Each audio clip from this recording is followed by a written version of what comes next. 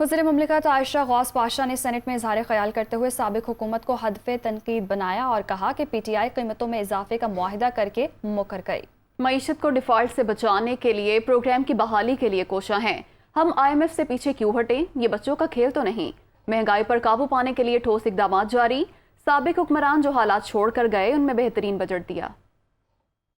क्या ये सच नहीं है कि वो हमें सब्सिडी के एक ऐसे ट्रैप पे गिरा के चले गए हैं कि जिससे हमें रिकवर करना बहुत मुश्किल है? क्या ये सच नहीं है कि वो फूड इनसिक्योर पाकिस्तान छोड़ के गए कि आज हमें अपने लोगों को खिलाने के लिए बाहर से इंपोर्ट करना पड़ रहा है? तो मेरी गुजारिश ये है, लोगों के आंखों में धूल ना झोंके, सच को सच रहने दें और सच को आगे कम्युनिकेट करें। हमें किस बात पे ये उंगलियां उठा रहे हैं?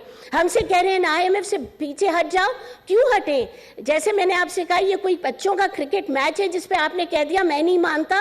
मुल्क ऐसे नहीं बिहेव करते, जो वो कमिट करते हैं वो पूरा करके दिखाते हैं। बावजूद इतने टफ IMF प्रोग्राम के जिसमें हमें स्टेबलाइज करना है, हमारी फिलॉसफी इस पे ये है कि जिस हद तक हो सके आप रिलीफ दें एक आम आदमी को। अल्लाह को हाजिर नाजिर जाने और बताएं कि ये क्या जो हालात छोड़ के गए उससे बेहतर बजट और किधर बन रहा था। आइए साथ मिलके बैठें और हमें प्लीज पॉलिटिक्स ना खेलें, रिकमेंडेशंस दें।